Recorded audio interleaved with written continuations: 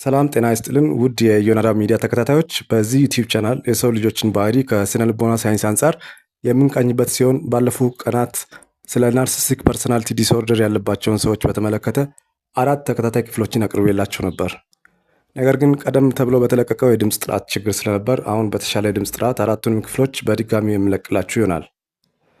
ዛሬ ክፍል 1 እንመልከት።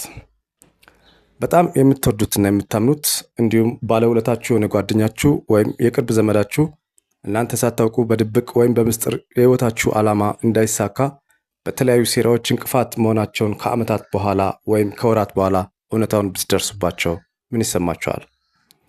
በጣም ልብ ሰባሪ እንደሆነ ግልጽ ነው። እንዲህ ያሉ አስደንጋጭና ግራ አጋቢ ክስተቶች በብዙ ሰዎች ህይወት ላይ የተከሰተና የሚከሰት እውነታ ነው። ብዙ ነገር ተቸግራችሁ የምረዳችሁና የግል ምስጢር ሳይቀር የምታካፍሉት ሰው እንዴት ለውድቀታችሁ ምክንያት ለመሆን በዚህ ርቀት እንዴት ሊጓዝ እንደቻለ ስታስቡ የደረሰባችሁን እውነታ አምናችሁ ለመቀበል ከብዷችሁ የራሳችሁን ጤንነት ሳይቀር ልትጠራጠሩ ትችላላችሁ። ታዲያ ይህ ለምን ሆነ? ምን አይነት ሰው ቢሆኑ ነው? መፍትሄው ምንድነው? ለሚሉና መሰል ጥያቄዎች የስነ ልቦና ሳይንስ ትክክለኛ ምላሽ ይሰጣል። እንደነዚህ አይነት መሰሪ ሰዎች ናርሲሲስቲክ ፐርሰናሊቲ ዲስኦርደር ያለባቸው ናቸው። እስቲ መጀመሪያ ናርሲሲስቲክ ፐርሰናሊቲ ዲስኦርደር ያለባቸው ሰዎች ምን አይነት ባህሪ እንዳላቸው እንመልከት። አንደኛው ግራንዲዮሲቲ ይባላል። ምን ማለት ነው መሰላችሁ? ከፍተኛ የሆነ ጽንፍ የያዘ ራስ ወዳድነት ያለባቸው ናቸው። ራሳቸውን ከማንም የተሻሉና በጣም አስፈላጊ ልዩ ፍጡር እንደሆኑ አድርገው ነው የሚመለከቱት። ሁለተኛው ተለይተው የሚታወቁበት ባህሪያቸው ሴንስ ኦፍ ኤንታይትልመንት ይባላል። ሌሎች በዙሪያቸው ያሉ ሰዎች ዘመድም ይሁን ጓደኛ ሁልጊዜ ለነሱ ፈጣንና ልዩ አገልግሎት የመስጠት ግዴታ እንዳለባቸው የሚያምኑ ናቸው። ሶስተኛው ባህሪያቸው ላክ ኦፍ ኢምፓቲ ይባላል። የሌሎች ሰዎችን ስሜቶችን ለመረዳት ወይም ለመገንዘብ ችግር ያለባቸው ናቸው። የሌላውን ፍላጎት ለመረዳትና ለማሟላት ምንም አይነት ፍላጎት የላቸውም ማለት ነው። በሌላ አነጋገር ተረድተው እንኳን የሆነ እርዳታ ቢያደርጉ ያንን የረዱትን ነገር መልሰው ለራሳቸው ጥቅም እንዴት ማዋል እንዳለባቸው የሚያስቡ ናቸው። በእርግጥ ይሄኛው ባህሪያቸው ከአራተኛው ባህሪያቸው ጋር የተያያዘ ነው። አራተኛው ባህሪያቸው ኤክስፕሎቴቲቭ ቢሄቪየር ይባላል። ራሳቸውን ለማሳደግ በዙሪያቸው ያሉ ሰዎችን ዕውቀት፣ ገንዘብና ቁሳቁስ እንዴት በነፃ መጠቀም እንዳለባቸው የሚቀምሩ ናቸው። አምስተኛውና አስደናቂው ባህሪያቸው ፍራጃይል ሴልፍ ስቲም ይባላል፣ ወይም ደግሞ ፍራጃይል ኢጎ ይባላል። ከውጭ ስታዩ ሀያል ቢመስሉም በውስጣቸው የሚሰማቸው ስሜት ግን ጉልበት እንደሌላቸው ስለሚሰማቸው በድብቅ ፍርሃት የመሰቃየት ባህሪ አላቸው። ታዲያ እነዚህ ከላይ የጠቀስኩላችሁ ባህሪያቶቻቸው እንዴት በገዛ ጓደኞቻቸው ወይም ዘመዳቸው የህይወት ዓላማ ላይ እንቅፋት እንዲሆኑ እንደሚያደርግ አሁን ደግሞ እንመልከት። የናርሲሲስቲክ ፐርሰናሊቲ ዲስኦርደር ያለባቸው ሰዎች እጅግ በጣም ስለሚቀኑ በዙሪያቸው ያለ ሰው ስኬት በውስጣቸው ያልተረጋጋ ስሜት እንዲፈጠር ያደርጋል። ከፍተኛ በሆነ መረበሽ ውስጥ ይገባሉ።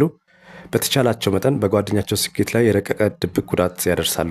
የዚህን ምክንያት ሳይኮሎጂ ትሪተንድ ባይ ሳክሰስ ወይም የስኬት ንጽር ብሎ ይገልጸዋል። ወደ ስኬት ንጽር ውስጥ ስለሚገቡ ማለት ነው። ለናርሲስቶች ሁሉም ነገር ወደ እነሱ የሚመለስ የውድድር ሀሳብ ነው።